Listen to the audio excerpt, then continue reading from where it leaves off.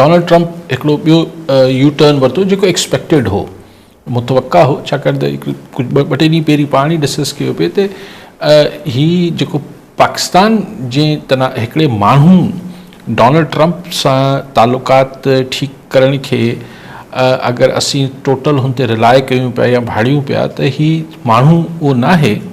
हीउ सुबुह जो हिकिड़ो आहे, शाम जो ॿियो आहे, हिन जी ख़बर नथी पए।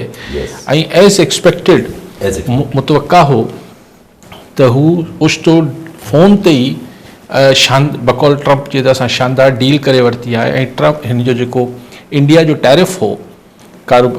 तिजारत ते उहो 50% मां घटाए 18% ते आणे छॾी। 18% पाकिस्तान ते बि टैरिफ आहे, यानी पाकिस्तान इंडिया खे गॾु बीहारे छॾियो आहे। त इहो जेको असांखे ट्रंप जे वेझो थियण जी त ख़ुशी पंहिंजी जॻह ते हुई असांजी हुकुमराननि खे, लेकिन हुन सां गॾु इहा बि ख़ुशी हुई त ज़ाहिर हू इंडिया खां परे थिए पियो ऐं परे थियलु हो। पर Donald Trump U can expect anything from हिम, नो, को अजीब ॻाल्हि न आहे। हाणे इंडिया जी पोज़ीशन इहा थी वई त यूरोपियन यूनियन सां बि हुन मदर ऑफ ऑल डील्स कई आहे, यानी तमामु वॾी डील कई आहे। अमेरिका सां बि डील थी वई,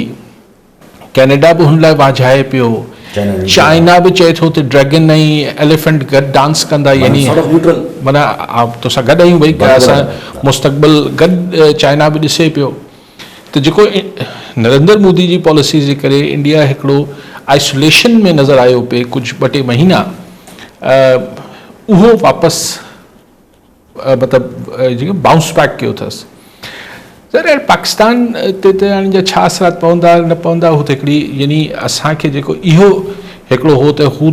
आइसोलेट थियो आहे इंडिया, त पाकिस्तान लाइ रूम ठहंदो, उहो न थी सघियो। ऐं हाणे यूरोपियन यूनियन खे बि इंडिया सां डील करे वरिती आहे, ज़ाहिर आहे हाणे हिन में को पाकिस्तान लाइ त को गुंजाइश बचे नथी।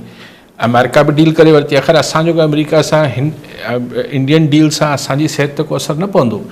लेकिन जेको हिकिड़ी डिप्लोमेटिकली यानी सफ़ारती लिहाज़ खां जेको इंडिया हिकिड़ी आइसोलेशन में हो,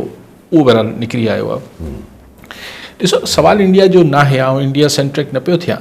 सवाल इहो आहे त उहो ई आहे जेको मां बार बार चवां थो त डोनाल्ड ट्रंप सां तालुकात खे ठीकु करणु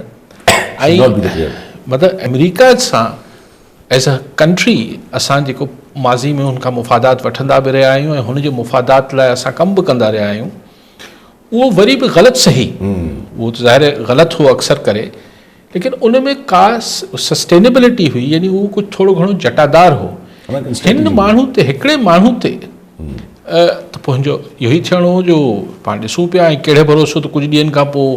हुनखे पाकिस्तान में को ख़ामियूं नज़र अचणु शुरू थी वञनि। ज़रा ॿ ॻाल्हियूं त हिन सां जुड़ियल आहिनि। हिकिड़ो त ठीकु आहे, इंडियन जेको आइसोलेशन मां निकिता, ऑब्वियसली हिन मां त हिकिड़ो पंहिंजी उन्हनि खे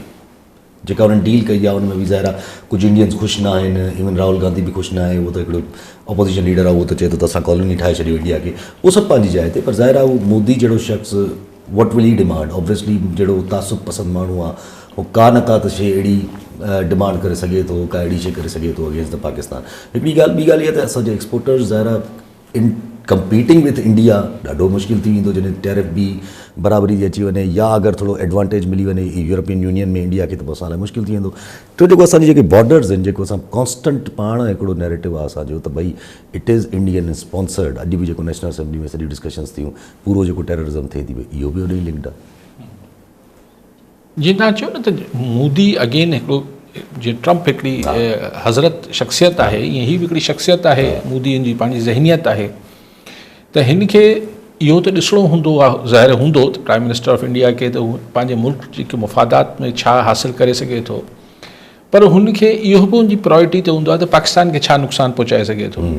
त ऑब्वियसली जॾहिं एतिरी वॾी मैसिव डील्स में हू यूरोपियन यूनियन ऐं अमेरिका, जेके असांजी बि ॿ वॾियूं मंडियूं आहिनि जिथे असीं थोरो घणो जेको एक्सपोर्ट कयूं था, हींअर असांजो खसारो वरी जेको ट्रेड डेफिसिट आहे वरी वधी वियो आहे, यानी असांजी ट्रेड एतिरी, असां एतिरो एक्सपोर्ट कयूं ई कोन पिया, विच इज़ वेरी अलार्मिंग। त वॾो ख़तरो आहे त असांजी वरी ट्रेड डेफिसिट जेको आहे उहो वधी वियो आहे। इम्पोर्ट्स बंदि आहिनि असांजा मेजरली, इम्पोर्ट्स असां तमामु घटाए छॾियूं आहिनि, पर केतिरी बि तव्हां घटाए वठो, अगरि एक्सपोर्ट न पई वधे, तव्हां मोकिलियो घटि पिया, आणियो वधीक पिया, त ज़ाहिर ट्रेड डेफिसिट वधे पियो। त त असां वटि ही ॿ मंडियूं आहिनि, हिकिड़ी यूरोप आहे, हिकिड़ी अमेरिका आहे। त त अगरि मोदी एतिरो वॾी डील्स हुननि सां क्रैक करे वियो आहे, अगरि छा करे वियो आहे, त उहे जेको तव्हां ख़दशो ॾेखारियो पिया त हू पाकिस्तान लाइ कहिड़ी कहिड़ी रंडकनि जी फरमाइश विझंदो, त असां लाइ त आहिनि इहे 2 मंडियूं, असां ॿियो किथे त घणो एक्सपोर्ट ई नथा कयूं। बाक़ी जेको ऑब्वियसली ॾिसो हिकिड़ी शइ आहे त हाणे हू चइबो आहे न त तव्हां पाड़ेसरी त चूज़ नथा करे सघो, रियलिटी हुजनि था। हाणे उहे जेका ॻाल्हि हुई त पाकिस्तान पंहिंजी जेका फॉरेन पॉलिसी आहे उन में मतिलबु जेको इहे जेके चॉइसिस हुयूं चाइना ऐं अमेरिका जूं, पाकिस्तान हुन में सदाईं कंफ्यूज़ड न अक्सर त क्लियर रहंदो आहे, पर हाणे जॾहिं चाइना इमर्ज हिकिड़ी वॾी फोर्स दुनिया जो ग्लोबल पावर थी आयो आहे, हाणे असीं जेको 10 साल पहिरीं 15 साल पहिरीं असां ताईं पॉलिसीज़ हूंदियूं त असीं अमेरिका खे बि राज़ी करे वठंदासीं, चाइना खे बि करे वठंदासीं। ॿियो हमेशह हिकिड़ो $1 मिलियन जो सवालु आहे त इहो असीं केतिरो अरसो इहो करे सघंदासीं। हाणे वरी असांखे सॾु थियो आहे त बाबा चो ईरान जे मामले में टर्की में जेके ॻाल्हियूं थियनि पियूं, असीं ॾाढो ख़ुशी सां चऊं पिया त असांखे बि सॾु अची वियो आहे, पहिरीं न आयो, कल्ह ताईं त न आयो। हाणे ईरान अगेन असांजो पाड़ेसरी मुल्क आहे, मुस्लिम ब्रादर इस्लामी मुल्क ऐं पाड़ेसरी मुल्क। हाणे अगरि हुते अमेरिका ॻाल्हियुनि में टर्की में को ॿी रुख ॾेखारे थो, को अहिड़ी फरमाइश करे थो ऐं टॉक्स फेल थियनि थियूं, त पाकिस्तान लाइ वरी हिकिड़ी ऑकवर्ड सिचुएशन हूंदी त हू आख़िर किथे बीठल आहे। अगरि हू न्यूट्रल बि आहे त बि मसइलो त आहे। हिकिड़ो क्वेश्चन मार्क त रेज़ थींदो घणनि मामलनि में।